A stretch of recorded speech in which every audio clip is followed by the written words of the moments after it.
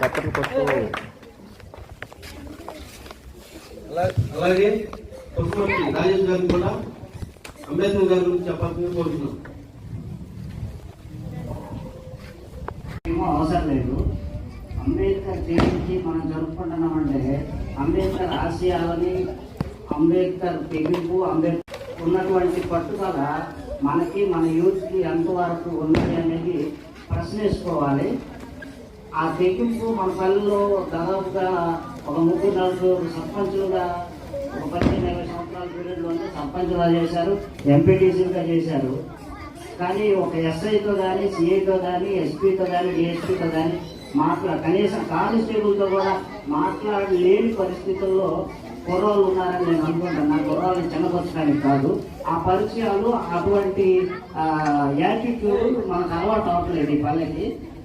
ప్రతిసారి ఏ చిన్న సమస్య వచ్చినా ఊళ్ళో వాళ్ళ దగ్గరికి వెళ్ళి వాళ్ళని అడిగి వాళ్ళ చేత ఎస్ఐ గారికి ఫోన్ చేయించుకునేటువంటి దుస్థితి ఇంత పెద్ద మాదిరిపల్లికి ఉండడం అనేది దురదృష్టకరం.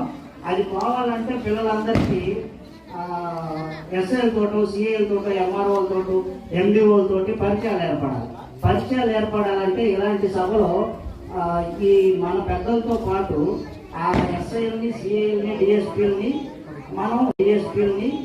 మనం అతిథులుగా ఇన్వైట్ చేసుకోవాలి. ఇన్వైట్ చేయాలంటే ఒక అంబేద్కర్ విగ్రహం కనుక, లేకపోతే జగజ్జీవన్ రావు విగ్రహం కనుక ఉంటే, ఇప్పుడు అవతల సోదరులు ఆ పల్లెలో అవుతున్నాం, మన పల్లెలో అంబేద్కర్ విగ్రహం ఎందుకు కట్టలేకపోతున్నాం అనే చర్చ మన పల్లెలో అసలు జరగట్లేదు. ఇప్పుడు మనం చర్చి లక్షలు పెట్టి చర్చిని రీమోడలింగ్ చేయగలుగుతున్నారు పెద్దలు. లక్షలు పెట్టి కొండ మీద బిర్యానీలు పెట్టి పండుగ చేయగలుగుతున్నారు. ఇప్పుడు ఈ నిన్నటిదాకా చెత్త కుప్పలాగున్న ఈ కమిటీ హాల్ని ఒక 4 రోజుల్లోనే అక్కడ తీర్చిదిద్దగలుగుతున్నారు. కానీ 2 లక్షలు పెట్టి అంబేద్కర్ విగ్రహం కట్టలేకపోతున్నారు.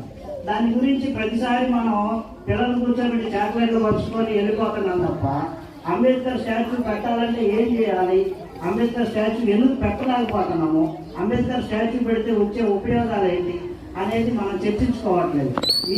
ఇది ఇక్కడ ఈరోజు మాట్లాడుకుంటున్నాం, తెల్లారేసరికి మళ్ళీ దాన్ని వదిలేస్తున్నాం.